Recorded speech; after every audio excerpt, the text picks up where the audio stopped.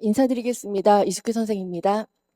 지금 저희 친구들이 기말고사 지금 준비하느라고 직전이어서 아마 똥줄이 타고 있을 텐데요.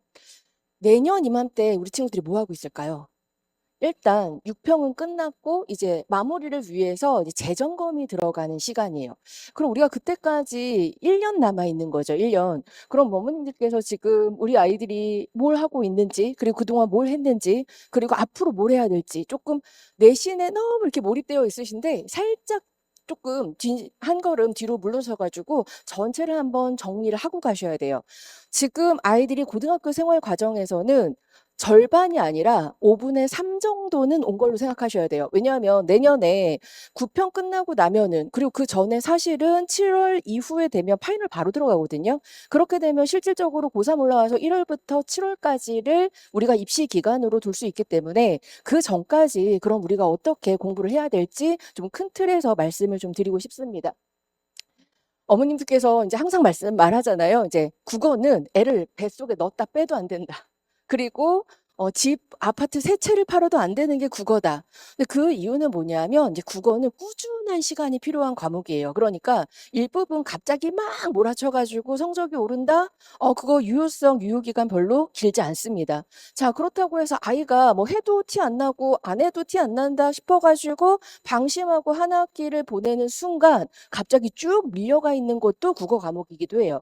실질적으로 우리가 제일 베스트라고 하는 건 수능 날 대박이 나는 거죠. 그러니까 이 친구가 수능 날 100점이었어요.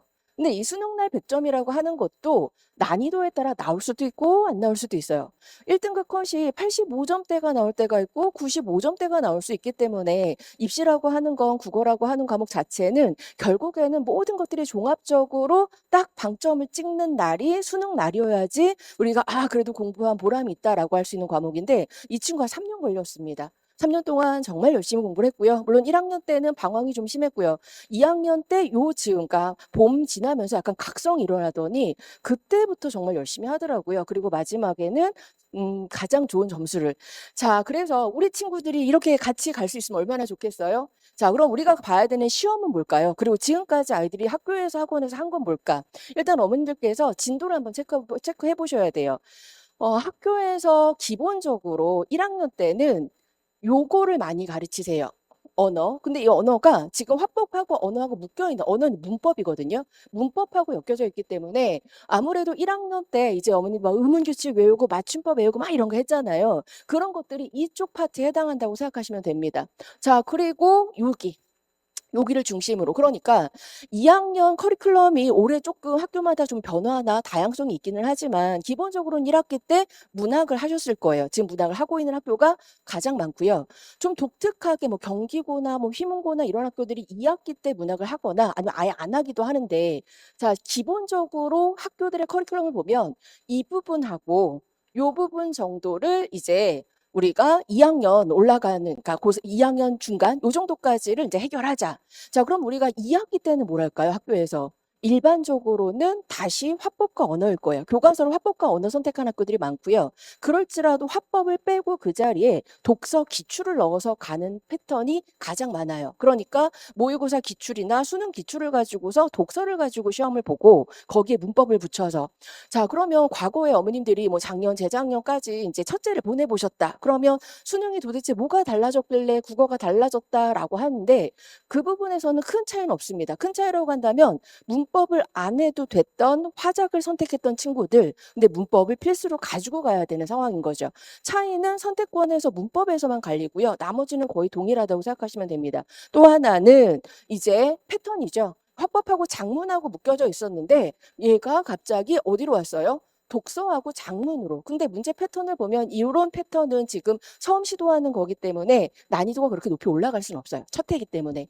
대신에 이제 유형 개발은 계속 되겠지만 아무래도 아이들이 소화할 수 있을 정도. 그러니까 그것 때문에 아이들이 막 더 공부를 해야 된다거나 뭘 더 들어야 된다거나 그런 부분들은 발생하지 않을 겁니다. 결국에 2학년 1학기 때 문학을 어느 정도 완료를 내신으로 했고요. 그리고 나서 이제 2학기가 독서와 언어를 가지고 시험을 보는 학교들이 가장 많을 겁니다.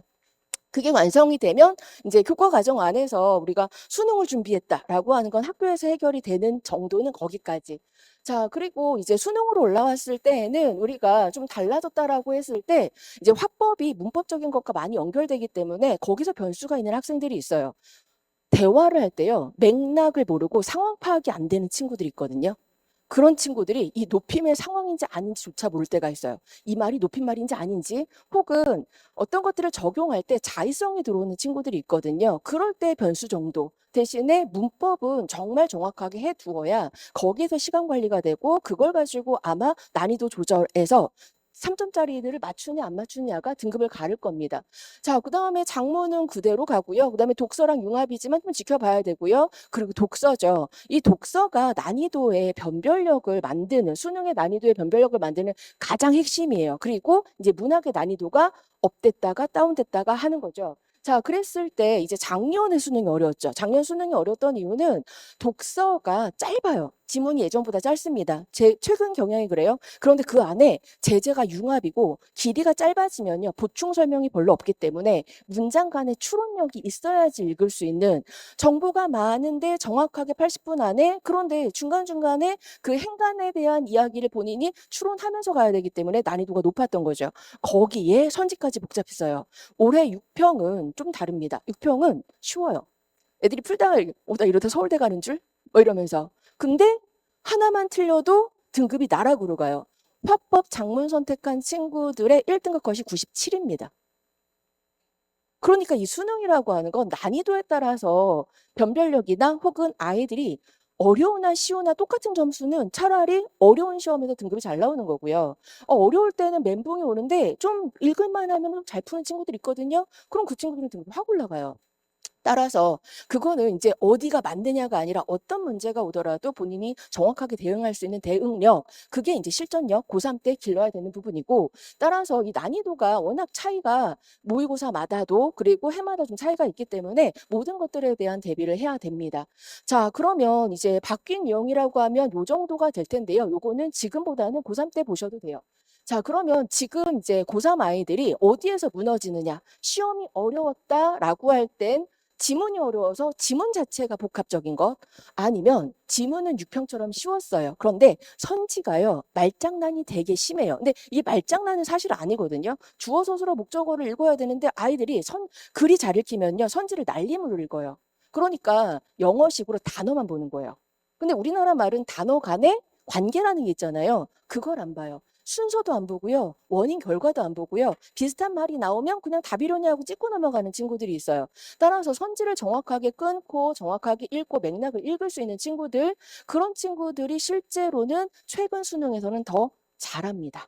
그다음 조건과 추론, 저거는 이제 3점짜리인데요. 3점짜리 같은 경우는 결국에는 항상 고득점에서 필요한, 그러면 아이들이 지금 2학년이기 때문에 조건과 추론이라는 보기 제시형은 조금 이제 시간이 있으니 대신에 저 두 가지까지는 하고 고3을 올라가야지 아이들 그다음에 보기까지 넘어가서 고차원적인 문제도 풀 수 있는 능력이 키워질 겁니다.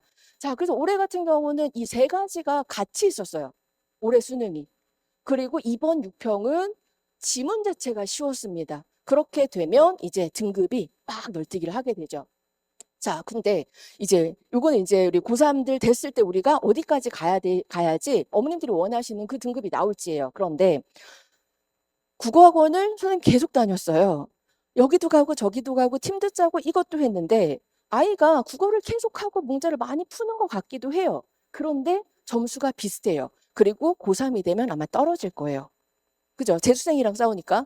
자, 그랬을 때 이제 도대체 이유가 뭔지, 수학은 뭘 못 푸는지가 정확하게 드러나잖아요. 국어는 드러나지가 않아요. 그러다 보니까 어머님도 그다음에 학습자도 되게 도대체 내가 뭘 잘못하는 거지? 그래서 제 짜증도 나지만 답답하기도 하고 안 할 수도 없고, 그러다가 이제 어머님들하고 이제 아이들하고 갈등이 팍 폭발하는 과목이 국어거든요. 자, 근데 이제 착각하는 건 아이들이 첫째, 지문을 이해하면 다 했다고 생각을 해요. 그리고 지문이 무슨 말인지 중간에 말리면 내가 국어를 되게 못한다고 생각을 해요. 근데 국어는 그렇지가 않거든요.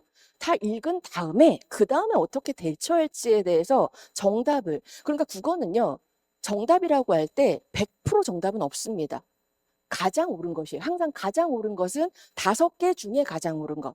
5개 중에 가장 옳은 것, 그럼 2개가 남겠죠. 그럼 2개 중에 하나를 쳐내는 힘, 그 힘에서 결정되는 거거든요.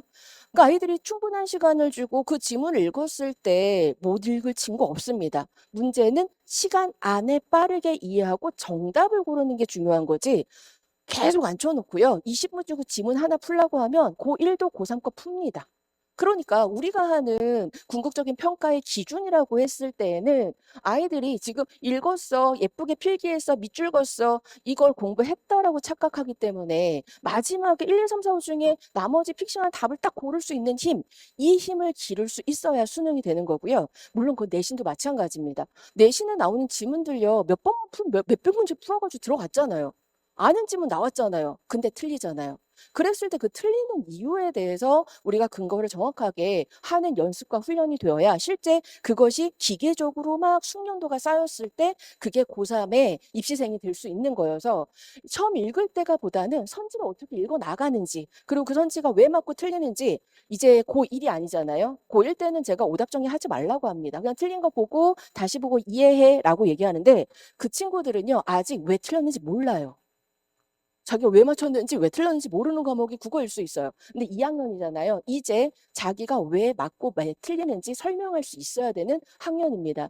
자, 그래서 아이들이 단순히 글 읽고 선생님이 설명해주고 이해 잘해서 내가 뱉어냈어. 이 힘으로는 점점 그 내공이 없기 때문에 무뎌져 내려갈 거고 그게 이제 고3 때 어머님들이 그래도 2학년 때까지는 1, 2등급은 나왔는데 이렇게 내가 무너질 줄 몰랐어요. 혹은 우리가 그래도 3 공부를 안 해서 3이었던 거니까 공부를 하면 올라올 줄 알았는데 오히려 떨어지네요. 라고 하는 것들이 생기는 지점. 그게 이제 그 전반 작업, 그러니까 탄탄히 다져지는 내공 작업이 없기 때문에 벌어지는 일이에요.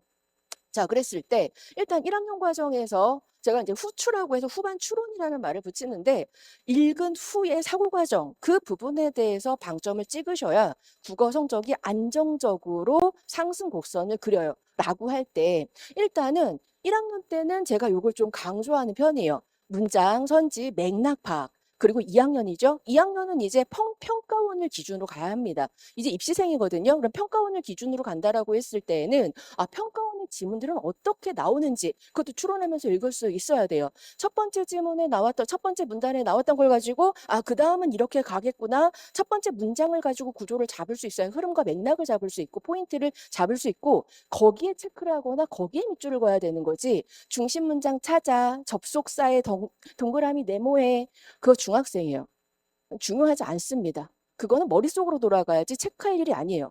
자, 그랬을 때 그것에 대한 구조를 물론 학교에서나 아니면 어머님들이 뭐 매산비나 자유스토리나 마더턴 갖다 놓고서 풀려셨을 수 있겠지만 그 내용을 이해한 거지 글의 흐름이 이렇게 가는 거라구나 라고 해서 추론한 건 아니거든요. 그 과정을 2학년 때 여름방학 때 연습을 시작해야 하는데 자, 그래서 예를 들면 이런 거예요. 인문은 개념으로 읽어야 되는 것이고 법은 조건을 읽어야 되는 것이고 과학기술은 순서나 과정을 중심으로 가는 글이고 사회는 원인과 결과에 대해서 맥락을 파악해야 되고 글이라고 하는 게 평가원이 이렇게 구성이 되고 그게 문제화가 어떻게 되는구나를 이제 연습을 하는 시간을 2학년 중간으로 제가 잡습니다. 그리고 이제 고3으로 올라가는 겨울방학이 되면 시간, 숙련도 그리고 마지막 남았을 때 빠르게 답을 제거하거나 혹은 일단은 정하고 넘어갈 수 있는 힘. 자, 그런 부분들, 그걸 80분 안에 하는 타임어택 훈련이 고3이라고 생각하시면 됩니다. 자, 그래서 독서 같은 경우 이제 그렇게 되는데, 이제 문법 같은 경우에 우리가 2학기 때 문법을 시험 볼 학교들이 꽤 많을 거예요. 그리고 이건 수능까지 가져갈 거고, 2학년 때 마무리를 지어 놓으셔야 돼요. 고3 때 문법 특강 따로 들을 필요 없을 정도로 해놔야 돼요. 왜냐면 그때 시간 없어요. 할 건 엄청 많습니다. 탐구도 해야죠. 수학은 어찌할 것이며, 아이고, 믿었던 영어가 등급이 안 나온다거나, 다양한 변수들이 있기 때문에 이 문제가 문항수는 적잖아요. 그 적은 것들에 많은 시간을 겨울방학 때 할애하시면 안 돼요. 따라서 일단 해둘 수 있는 베이직은 2학년 때 다 마무리를 하자라고 했을 때 아이들이 선생님 저희 문법을 중학교 때 엄청 돌렸는데요. 1학년 때 엄청 돌렸는데요. 저희 팀 수업해가지고 8회 완성했는데요. 근데 왜 성적이 안 나올까요?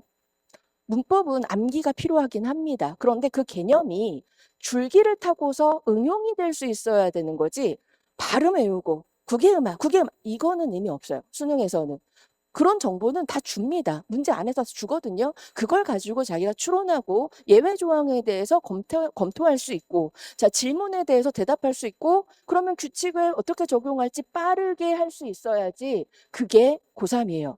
지금 제가 어제 고3 친구가 지난주에 이제 저희가 모의고사를 항상 추가로 나와서 푸는 아이들이 있는데, 문법 이상하게 틀려요. 그래서 넌 도대체 그냥 암기를 100% 싫어해요. 자기 유전자예요. 암기가 1도 없대요. 그건 자기의 잘못이 아니래요. 유전자의 잘못이래요. 근데 그 친구가 품사를 모르겠다는 얘기를 하는 거예요. 틀려서 이건 왜 틀렸니? 선생님 품사를 다 까먹은 것 같아요. 품사를 까먹어? 그거는 1시간이면 끝나는 거잖아. 집에 가서 해가지고 와봐. 근데 이번 주에 봤는지 제가 뜬금없이 생각이 든 거예요. 얘가 지금 품사를 모르는 걸까? 제가 단어 하나 주고 형태조 분석해봐. 희한하게 분석해요. 넌 어느 나라 말을 하고 있는 거니? 도대체 이거 뭐니? 자, 그래서 제가 하나하나 따졌어요. 이거 왜 그래? 왜 그래? 왜 그래? 그랬더니 개념 자체가 다 흔들려 있는 거예요. 그러니까 얘가 어느 영역에서 지금 제가 그 어휘를 사용하고 있고 개념인지가 완전히 다 뒤죽박죽. 그러니까 내신만 그때그때 하고 올라오다 보니까 아이가 머릿속에 개념이 없어요. 따라서 그걸 세우는 것부터 여름방학 때 마무리를 져야 암기를 최소화하면서 실력을 극대화하고 실전력에 있어서 어떤 질문에서 답을 고를 수 있는지가 포인트를 잡을 수 있는 힘이 생기면 그럼 고3 때 문법은 계속 훈련만 하면서 가면 돼요. 그리고 까먹은 거 다시 복습하고. 자, 그래서 문법 같은 경우에는 규칙을 배워서 암기도 기본 용어는 필요하지만 그 이후에 추론력을 키워야지 수능이 되고요. 거기서 시간이 단축돼야 뒤에 독서에서 시간을 벌 수 있어요. 거의 시간을 단축해야 되는 영역이거든요. 자, 그다음에 이제 문학은 제가 일단은 상반기 다 끝났기 때문에 겨울방학 시작할 때 다시 이야기를 할 텐데, 자, 보통은 이렇게 공부를 해요. 작품을 막 공부해요. 특히 여학생들. 이렇게 예술일 수 없어요. 필기가 막 파란색, 너무 예뻐요. 그 필기에 어디다 제출할 건가요? 그죠? 근데 문제는 못 풀어요. 문제를 아예 못 푸는 건 아닙니다. 왜 틀릴까? 자, 그랬을 때 작품을 공부해가지고 이해해가지고 그걸 뱉어낸다. 그건 내신인 거고요. 문제 안에서 힌트를 가져오다가 작품의 맥락을 가지고 거기서 어울리지 않는 선지 판단을 할 수 있어야 그게 문학이거든요. 그 훈련을 들어가야 합니다. 겨울방학 때. 자, 그럼 우리가 지금 무엇을 해야 할까? 자, 일단 어머님들 요 브로셔 보시면요. 요 브로셔에 지금 보시면 제가 지금까지 설명드린 거 2페이지, 3페이지가 지금 최근 수능의 출제 경향에 대한 말씀을 드린 거고요. 4페이지, 5페이지가 제가 후추라는 이름으로 후반 추론력에 대해서 얘기를 하는 부분을 적어 놓은 거고요. 자, 그리고 나서 6페이지, 7페이지 같은 경우에 7페이지를 보시면 그럼 우리가 2학년을 기준으로 했을 때에는 문학에 대한 개념과 텍스트 공략 같은 것들은 어느 정도는 학교 내신이든 수능이든 학원을 다니면서 반복적으로 학습이 됐다라는 전제하에 지금 이제 지문 공략기하고 기출 공략기 이쪽으로 들어가는 거거든요. 자, 그래서 지문에 대해서 제재별로 그리고 그 제재에서 선지를 보는 연령 연습을 할 거고요. 그리고 나서 이제 겨울방학이 되면 유형 공략기가 들어가. 유형은 독서의 1번 문제, 독서의 2번 문제, 독서의 3번 문제. 아이들이 좋아하는 이제 스킬이면 스킬이고요. 어떤 선생님들은 그걸 뭐 6화 원칙, 뭐 4 플러스 1의 원칙 이렇게 말씀을 하시는 경우가 있는데 각 번호마다 어떻게 접근하고 어떻게 활용할 때 나한테 베스트인지를 찾아내는 게 이제 유형별 공략기예요. 예를 들면 1번 유형 같은 경우는 내용 매치 문제거든요. 근데 그랬을 때 아이들이 지문을 정확하게 읽지 않고 한 70% 이해대로 쭉 읽고 맥락만 큰 구조 잡고 와서 선지를 매칭시켰을 때 점수가 잘 나오는 친구가 있고요.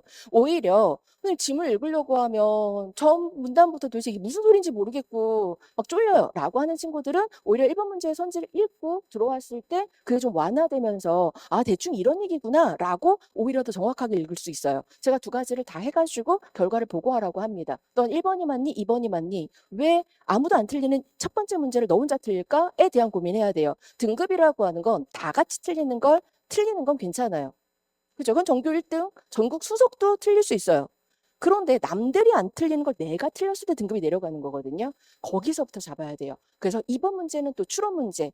넓게 보라고 하는 문제가 있고 작게 보라는 문제가 있는데 부분 추론을 아이들이 넓게 소설처럼 접근하는 아이들이 있어요. 조건을 어디서 찾아야 될지 훈련을 시켜야 되고요. 그런 방식으로 1번, 2번, 3번, 4번. 자, 그게 이제 고3 겨울방학 때 독서를 진행할 예정입니다.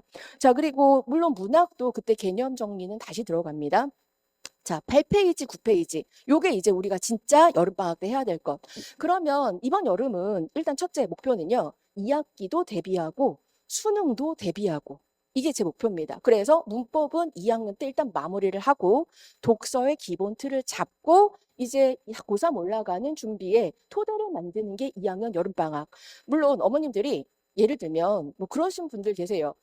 1학년 때 독서 수업을 따로 수능을 뭐 12회를 들었어요. 물론 들어서 아이들이 효과를 많이 봤을 수도 있지만 아이들이 1학년 때 우리가 같은 책을 읽어도요. 같은 노래를 들어도 나이대마다 그 시기마다 상황마다 이 흡수율이 다르잖아요. 1학년도 마찬가지입니다. 아직은 아이들이 어렵기 때문에 들었으나 사실은 그냥 내용이 무슨 말 하는구나만 하고 지나갔을 수도 있어요. 이제는 그 구조를 내용을 이해하는 것이 아니라 구조를 보고 추론하는 거기 때문에 똑같은 지문이라 할지라도 우리가 그걸 가지고서 접근하는 방식이 다를 텐데 어머님들께서 이제 아이 좀 학원 이제 스케줄 어떻게 혹은 프로그램 어떻게 진행되는지 한번 체크를 해보시고 만약에 아이가 독서를 너무 잘한다. 근데 너무 잘한다는 저 2학년 때 저는 별 판단을 제가 할 수 없다고 판단하는 편이긴 한데 그런 경우에는 조금 다른 프로그램이나 혹은 이런 부분들을 저한테 따로 문의하셔도 됩니다.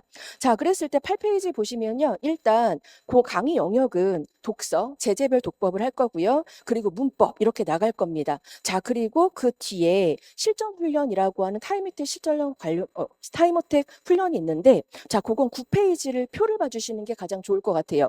9페이지에 보시면 일단 수업은 3시간 30분으로 진행을 합니다. 문법은 2시간을 소요할 거고요. 근데 2시간 같은 경우에 개념부터 다시 형태소부터 의문까지. 근데 6차에 제가 의문을 뒤쪽에 뺀 이유는 아마 학교에서 화법과 언어를 2학기 때 내신으로 본다. 그럼 의문부터 처음부터 볼 가능성이 있어요. 그러면 임박해서 방학 끝날 때쯤 하는 게 실제로 내신은 더 도움이 되기 때문에 순서를 그렇게 잡았고요. 자, 그랬을 때 이제 요걸 가지고 한 다음에 중간고사가 끝나고 나면 기말고사 들어가기 전에 한 2주 정도에서 3주 정도가 우리한테 시간이 주어져요. 그때는 이걸 가지고서 이제 지금 아이들이 1학년 때는 중세국어만 시험을 봤거든요. 중세에서도 세종어제 훈민정음만 봤을 가능성이 높아요. 따라서 그것 외에 고대부터 근대까지 이제 고2, 고3으로 올라가는 과정으로 업그레이드를 할 겁니다. 자, 그리고 나서 이제 기말고사 특강이 있겠죠. 자, 그리고 나서는 이제 고3, 예비 고3으로 넘어갈 겁니다. 그래서 문법을 좀 완벽하게 하자. 문제는 복습 문제가 분명히 있을 텐데요. 복습 문제는 EBS를 기준으로 갑니다. EBS 한 2, 3년치를 한꺼번에 다 풀릴 거예요. 수능으로 바로 들어가면 좀 어려울 수 있어요. 대신에 EBS가 조금 난이도가 고3과 고2의 중간 정도이기 때문에 2, 3년치 정도를 쭉 하면 기본적으로 내신 준비랑 수능 준비가 다 될 겁니다. 자, 그리고 독서는요. 제재별로 2주씩 갈 텐데요. 법, 철학, 경제, 과학기술까지 갈 거예요. 대신에 아이들이 구조를 잡고 그리고 수업 끝나고 30분 동안은 테스트가 들어갑니다. 지문 한 2개 정도 해가지고요. 아이들이 그날 배운 부분들에 있어서 좀 난이도 높은 고3 기출이라든가 사설들을 섞어가지고 시간 안에 풀었을 땐 어떤지. 그래서 그걸 푼 다음에 오답 정리하고 갈 거예요. 시간은 30분이긴 하지만 실제로 그 안에 오답 정리까지 끝내는 학생들도 있고요. 어떤 친구들은 1시간이 걸리는 친구도 있어요. 그래서 귀가 시간은 아이가 완결할 때까지를 기준으로 갈 겁니다. 자, 그래서 우리가 지금 제재별 독서와 필수 문법을 한 후에 그리고 나서는 이제 하반기 그러니까 예비 고3 때에는 평가원 빈출을 가지고서 그때는 오답 높았던 베스트라든가 개념이라든가 유형을 진도를 나갈 예정이에요. 자, 그러면 이제 거기에다가 8페이지 하단에 보시면 여름방학 클리닉 프로그램이라고 있는데요. 아이들이 신유형, 그러니까 바뀐 패턴으로 시험을 지금 보고는 있어요. 1학년 때부터 보고는 있는데 그걸 훈련할 수 있는 기출 자체가 없죠. 이 리듬 있잖아요. 시험지 유형이나 순서가 다르니까. 물론 안에 물어보는 핵심 내용의 독서와 문학의 뼈대는 똑같지만 그래도 그 리듬은 또 다르거든요. 따라서 시험을 2번 볼 겁니다. 2번 보는데 방학 동안에 2회 실시되고 별도 출석이고요. 풀타임으로 모평을 보고 제가 진단을 할 텐데 첫 시험은 조금 난이도를 낮춰서 볼 거예요. 이유는 무엇 때문이냐면 수능을 아예 처음 시작하는 아이들이죠. 가끔. 내신만 한 거예요. 내신만. 그러다 보니까 수능을 이렇게 시험을 학원에서 본다고 시간제 가지고 이거를 모의고사 학교에서 볼 때 몇 번 못 봤잖아요. 따라서 거기에 겁을 먹는 친구들이 있어요. 자, 그래서 일단은 난이도를 낮춘 걸로 대신에 이제 2회차부터는 난이도가 높아질 거고요. 더 높은 걸 더 많이 풀고 싶다. 그러면 여기로 나오면 돼요. 이건 별도 출석인데 자율이고 신청만 하면 됩니다. 이건 고3이에요. 단 지금 고3의 시험지 유형이 기출이기 때문에 아이들이 선택 과목이 없잖아요. 지금 따라서 독서하고 문학만 가지고 60분 풀고 현 고3이고요. 현 고3 난이도. 자, 그리고 오답 정리하고 조교한테 질문하고 확인받고 그리고 귀가하는 프로그램이고 요거는 이제 재원생들한테 수업 시간에 제가 따로 시간표를 공지할 거예요.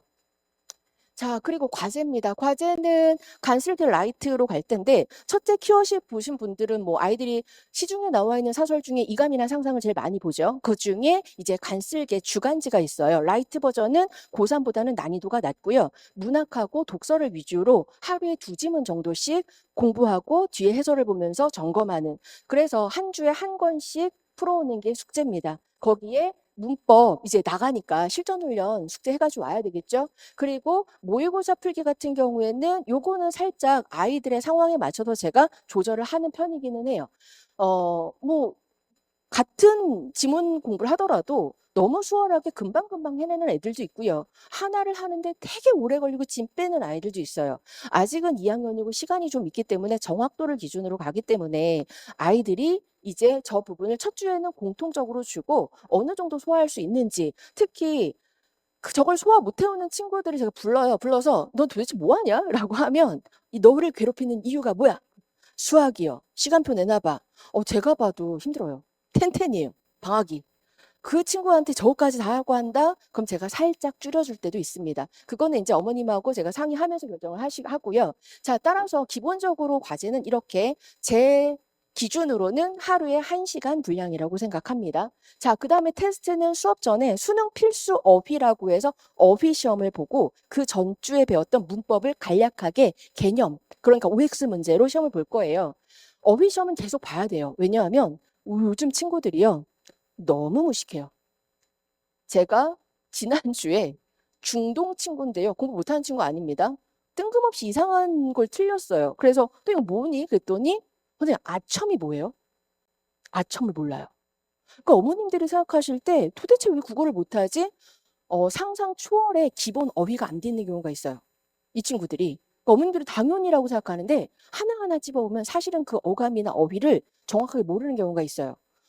또 어제 고3 이제 계속 싸웠는데 유보라는 말과 경계라는 말은 똑같다고 생각해요. 너무 감성적인 문과예요. 경계하니까 유보하게 되지 않을까요? 그거랑 어휘가 뜻이 다르지 않니? 그 용납을 안 해요. 이 고집이 세가지고 도대체 왜 그렇게 라고 하는 친구들도 있습니다. 따라서 이 어감의 차이뿐만 아니라 기본적인 어휘에 대해서도 계속 테스트가 들어가고 복습이 들어가야 되고 아까 말씀드린 대로 수업 후에 30분 이제 타임어택 훈련이 있을 겁니다. 자, 일단 저희 친구들은 지금 이제 마무리인데요. 저랑 고3까지 오는 친구들이 예비 고1부터 아까 처음에 띄워드렸던 그 100점 맞은 친구도 예비 고1부터 저랑 함께 했습니다. 한 3년 정도 걸려요. 3년 정도 보통 저랑 함께 하는데 그때마다 아이마다 시기마다 어떤 걸 해야 될지를 정확하게 짚어주는 힘은 그거는 말 그대로 경력에서 나오는 거라고 저는 자부합니다. 자, 그래서 이 친구가 혹은 이 시기에 무엇을 해야 될지 너무 앞서가셔도 안 되고요. 너무 늦어도 안 되거든요. 그거에 맞게 적재적소의 프로그램을 개설하고 강의를 하고요. 그래서 이탈률이 거의 없어요. 저희 아이들이 2년 이상 수강생이 지금도 아이들 90% 이상이고 단 저는 대형은 안 합니다. 25명 안쪽으로만 가요. 안 그러면 이게 안 돼요. 아이들을 하나하나 좀 파악을 해야 되는데 그러려면 아이들이 아주 적다고 파악이 잘 되고 이건 아니거든요. 대신에 제가 해보면 25명 정도를 넘어가게 되면 그 마지막 친구를 제가 상담할 때까지 기간이 너무 오래 걸려요. 아이들은 마음이 급한데 따라서 아이들하고 만날 수 있는 시간을 그래도 조금 한 번, 두 번이라도 아니면 제가 친한 친구들은 쉬는 시간에 계속 뭔가 자극을 주기는 하지만 그래서 25명 안쪽이고요. 그래서 아이들이 무엇을 잘못하고 지금 어느 부분이 펑크가 났고 어떻게 순서를 바꿨을 때 최고의 점수가 나오고 이런 부분들에 대해서 제가 끝까지 함께 케어하면서 가는 수업으로 생각해 주시면 될 것 같습니다. 혹시 더 궁금하신 부분 있으시면은 데스크에다가 번호 남겨주시면 제가 전화로 상담해드리고요. 수업 시간은 맨 앞에 페이지를 보시면 이제 개강 날짜하고 있습니다. 그래서 공감학원은 요 건물 위층이고요. 그리고 칸달로 수업은 저 옆 건물에서 제가 수업을 해서요. 그 개강 시간하고 날짜 확인하시고 등록해 주시면 됩니다. 자, 긴 시간 감사드립니다.